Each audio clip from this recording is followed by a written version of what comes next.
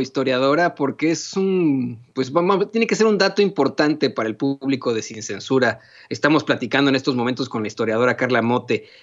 ¿Hay neutralidad en los órganos autónomos como el INE? Ahora que nos muestran los dientes, ahora que tenemos a un Lorenzo Córdoba, consejero presidente, hablando satanizando, ni siquiera hablando, satanizando al populismo, que es un Lorenzo Córdoba que fue captado hace años siendo racista con los pueblos originarios, con los pueblos indígenas. ¿Son verdaderamente autónomos esos órganos, valga la redundancia, autónomos? ¿Hay neutralidad en ellos?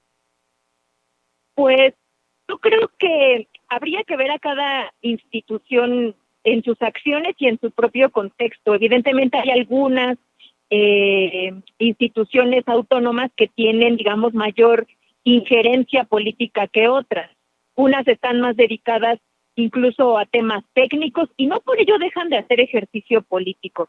Sin embargo, yo creo que pensar en la autonomía como un espacio alejado, como si fuera una burbuja externa a lo que ocurre en el ámbito de las instituciones y de la política, es una falacia y es muy, ¿cómo decirlo? Es incluso tramposo.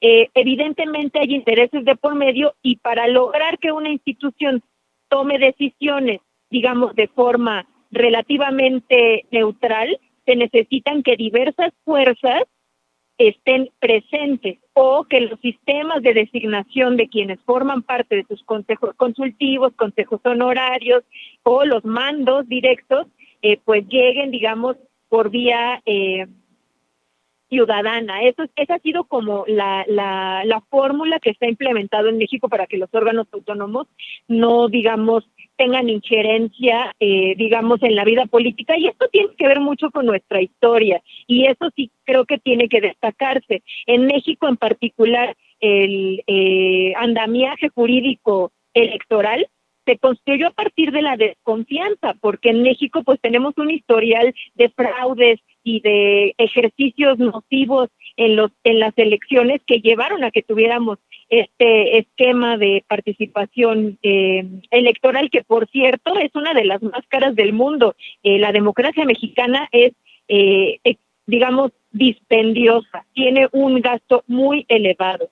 Entonces, sobre la neutralidad, pues yo creo que es un error seguir hablando de neutralidad, más bien pues tenemos que pensar en cómo han actuado en cada coyuntura. Algunas veces toman decisiones más equilibradas, otras veces pueden inclinarse más hacia una balanza política, y en el caso del INE en particular, pues hemos visto cómo pues han, digamos, sí es algo que se ha dicho, que han abusado de esta figura autónoma, por ejemplo, con la reelección de sus dirigentes, con el gasto que se autodesignan o el gasto que requieren a la federación.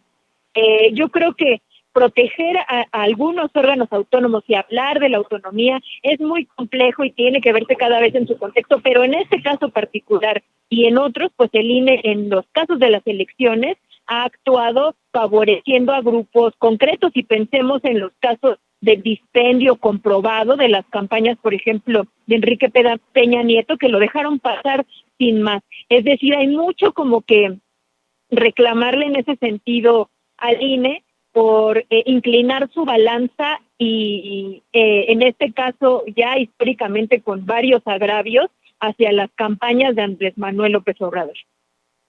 ¿Qué nos queda entonces, historiadora, para esto? ¿Qué podemos hacer, Carla Motte, nosotros como ciudadanos? Evidentemente no depende de nosotros la selección de los consejeros del Instituto Nacional Electoral, depende de la Cámara de Diputados, lo mismo con la selección del consejero presidente, su estadía.